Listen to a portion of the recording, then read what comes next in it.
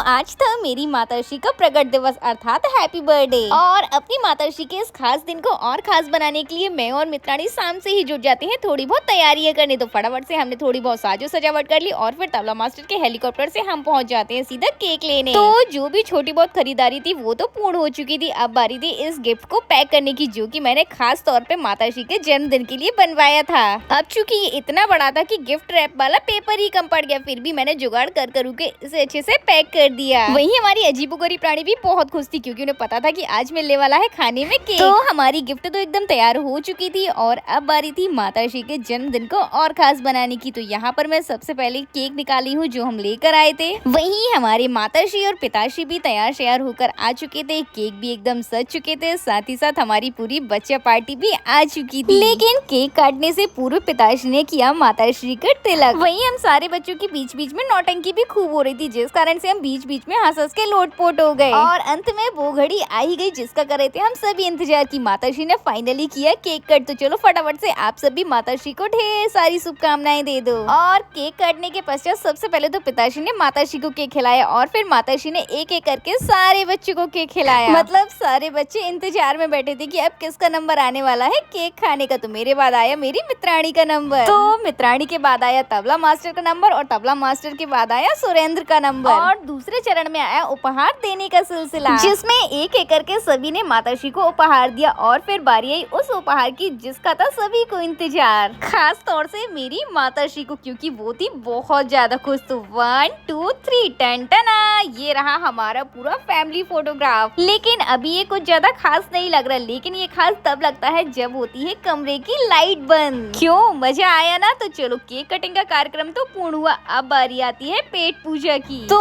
आज हम सभी लोग खाने वाले हैं वेज बिरयानी, जो कि हम सबको तो बहुत पसंद है, लेकिन माताश्री को बिल्कुल पसंद नहीं, इसीलिए उनके लिए खास तौर पर आया था डोसा। वहीं खाने के बाद हमारे तबला मास्टर। तो पेट पूजा का कार्यक्रम होने के पश्चात बारी आती है कुछ ठंडे और मीठे की। तो हमने खाई जुड़ी जुड़ी हीम क्रीम, जो की थी आम वाली, और भाई साहब खाकर तो मजा ही आ गया। वैसे आधा आम तो मैं ही लग रही हूँ। और हीम क्रीम समाप्त तो हुई ही नहीं थी कि आधे से ज्यादा लोग तो जुट जाते हैं हीम क्रीम के पैसे वसूल करने के लिए। मतलब इसमें था कैशबैक। तो बस फिर क्या था, सभी अपने अपने फोन खोल के जुट जाते हैं फॉर्म फिल करने, क्योंकि इसमें मिलने वाला था पूरे 10 रुपए का कैशबैक। लेकिन इतना सब खाने के चक्कर में हम जन्मदिन की सबसे खास चीज खाना तो भूल ही गए, इसीलिए अंत में हम सभी ने केक का लुत्फ उठाया। लेकिन खुद खाने के चक्कर में हम अपनी अजीबोगरीब प्राणी को तो खिलाना भूल ही गए, जो थी सबसे ज्यादा एक्साइटेड। लेकिन सच में यार आज तो मजा ही आ गया, हम सभी ने बहुत सारी मस्ती की। इसी के साथ आज का दिन यही समाप्त हुआ। तो कल फिर मिलते हैं एक और नए दृश्य के साथ, तब तक के लिए राम राम।